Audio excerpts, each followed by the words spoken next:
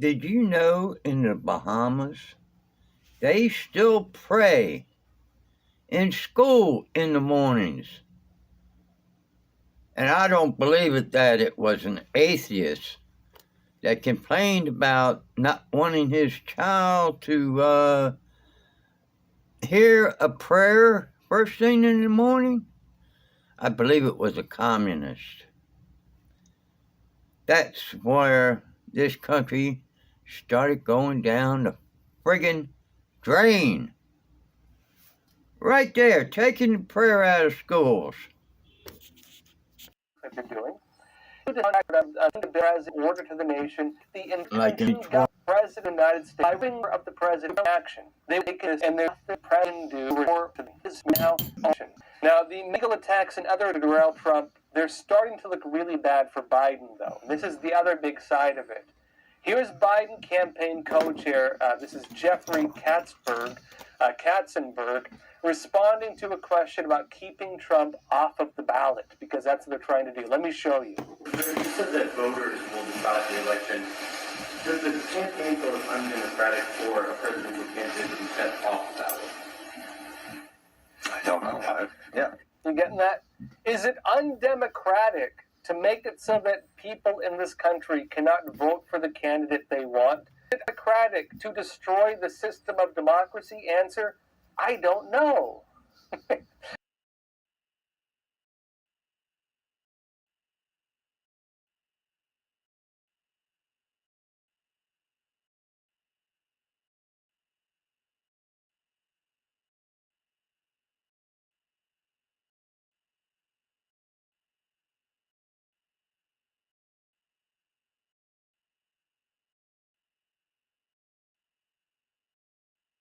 Occurring in that state where, I mean, the most virulent form of discrimination was something along the lines of restrictive covenants in individual housing.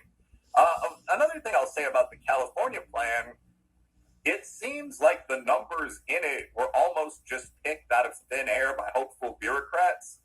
I mean, the figures chosen are in the billions. If you look at the wealth gap in the USA between black households and white households, which is the only reasonable starting point for reparations, if you want to have an adult grown man and woman conversation about this, that's $100,000 at most, and it's less than that in California.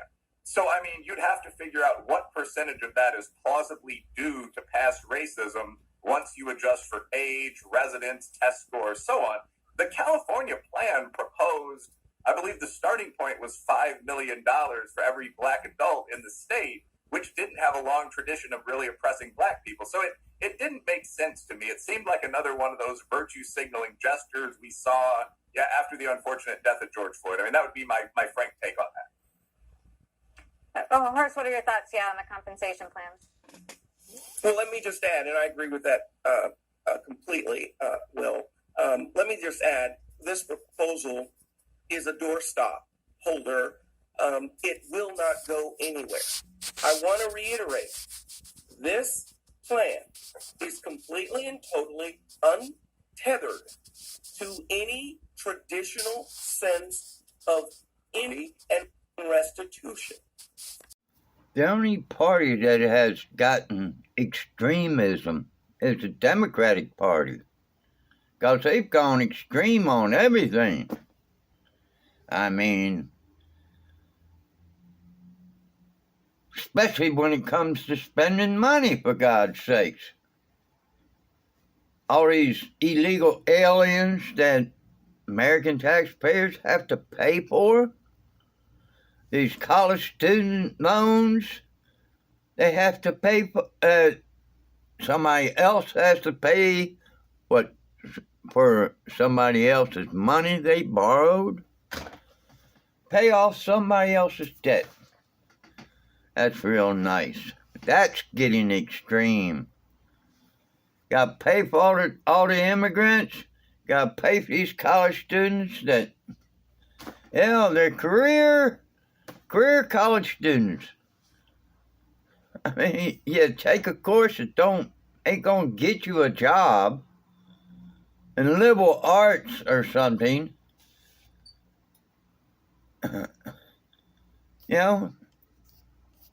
go to a tech college. $4,000, 4 years, and you'll be making good money, especially as a carpenter, as a plumber, or an electrician. That can't be done by AI. Hearing about allegations of an inappropriate relationship between Willis and Wade. That hearing is set for February the 15th. 6 people are behind bars, including a Fulton County detention officer, after the Fulton County Sheriff disrupted a major contraband network. Fox 5's Angelique Proctor has more on this major development. The most important thing is that we've disrupted this network.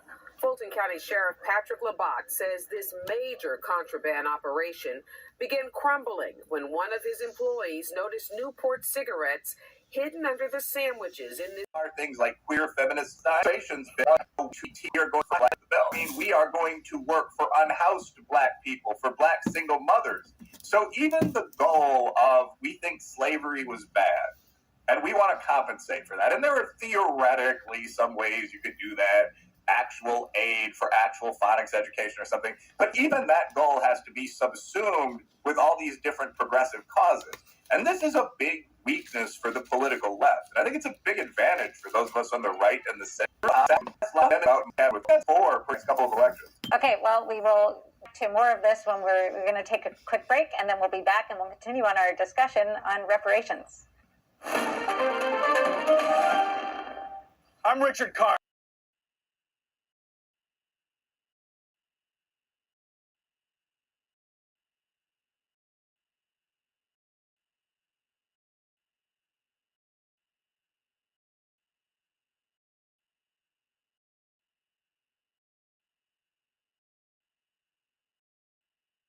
In certainly the Muslim and Arab world, and in Muslim Africa, if a girl brings any sort of shame on her family, and in Central Asia as well, like Pakistan, if she's getting friendly with a non-Muslim person, girl or boy, if she wants to advance in education, if it's suspected that she's having sex outside of marriage, even if it's not true, if she wants to leave a violent marriage to a first cousin, which was arranged against her will, her family will kill her. Because if they don't, then the family loses its reputation. No one else will marry their other children, and they may lose their business. So when I first began studying it, mainly Western feminists didn't believe it, didn't pay attention, thought I was being racist, even though the victims are also women of color, but the perpetrators are men of color, and that was a no-no. And I was so heartened when women from India and Pakistan, for example, and Turkey, another example, began citing my work. And they didn't view that work as racist, they viewed it as feminist. So sometimes you find unexpected feminist allies who are not faux feminists. You have an absolutely, I would say, extremely unusual story. Maybe tell me about that. Well, I think you're asking me, how did the nice Jewish girl from Borough Park in Brooklyn end up in Kabul, Afghanistan? And what did I learn there? I was young, I was foolish, I was very young.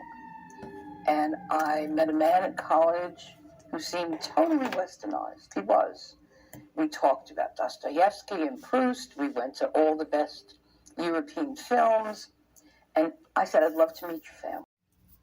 Did you know in the Bahamas, they still pray in school in the mornings? And I don't believe it that it was an atheist that complained about not wanting his child to hear a prayer first thing in the morning. I believe it was a communist. That's where this country started going down the friggin' drain. Right there, taking the prayer out of schools. Victim, just even not in a war zone. And it's a hate crime, but the FBI doesn't view it as such. And mainly it's women who were raped by men, although men also rape men. Not so. Historically, it's been not a weapon of war, but a spoil. So if the army comes in, they do what they wish. A pogrom includes rape to the max. But as of maybe the 1990s, rape was conceived of as a weapon of war to drive the female population out of their minds, to humiliate and break the hearts and souls of the men who could not protect them, to cleanse a population. I mean, as in pogroms against Jews, it did just that. There was no population left. And survivors had lots of psychiatric issues. With the Islamist groups in North Africa in the 1990s, with the raping of women systematically in Bosnia, the former Yugoslavia, in Rwanda, and in Sudan, where the Janjaweed perpetrated continuous public gang rapes on little girls and women, you have a whole new era of violence, of war zone violence. Don't think for a minute that Russians are not raping women in Ukraine. We just don't have videos of it, as Hamas has, of their October 7th massacre. And it's a form, and what they did that is unusual is they photographed themselves. They were proud of what they did. And they laughed, and they took pleasure in it. You're talking about October Hamas. 7 now. October 7, Hamas. Right. And when I saw that, I thought, we have to capture them and try them in Jerusalem after Israel is victorious militarily. Not in The Hague, certainly not.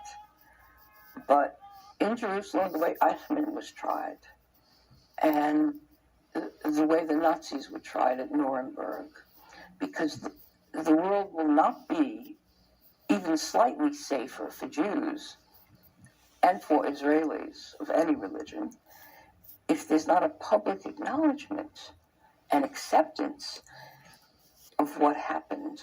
At this point, despite the extensive video and photo evidence and so forth, there's still, powerful narratives out there that this was somehow overblown.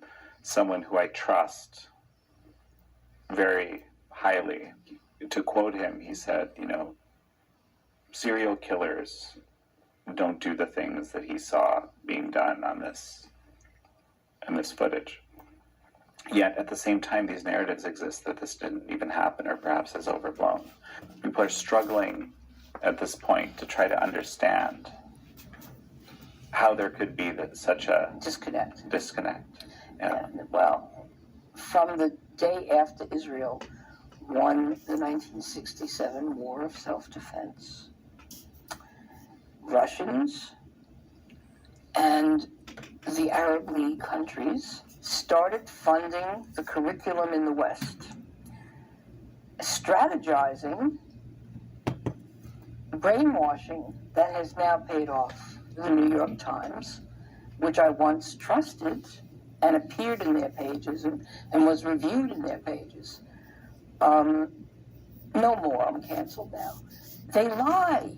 That means all of the trusted media organs, Washington Post, New York Times, not that different now from Al Jazeera, funded by Qatar, which is the paymaster for Iran.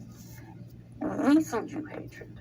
It's almost as if Obama is still pulling the strings of Biden, both presidents, and wants Iran to destroy Israel, not understanding that this means Iran comes for the West next.